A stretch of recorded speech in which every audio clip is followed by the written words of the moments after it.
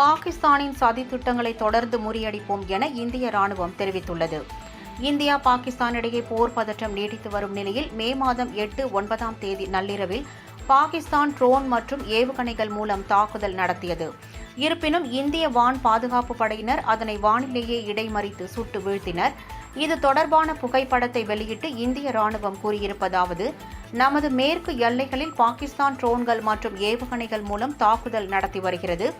இன்று அதிகாலை 5 மணி அளவில் அமிர்தசரஸின் காசா காண்ட் மீது ட்ரோன்கள் பறந்து செல்வது காணப்பட்ட நிலையில் நமது பாதுகாப்பு படையினர் சுட்டு வீழ்த்தி அழித்தனர் என்று தெரிவித்துள்ளது. மக்களின் உயிருக்கு ஆபத்து விளைவிக்கும் பாகிஸ்தானின் முயற்சிகள் ஏற்றுக்கொள்ள முடியாதது என்றும், இந்திய இறையாண்மைக்கு ஆபத்தை ஏற்படுத்தும் பாகிஸ்தானின் திட்டங்களை தொடர்ந்து முறியடிப்போம் என்றும் அதில் கூறப்பட்டுள்ளது.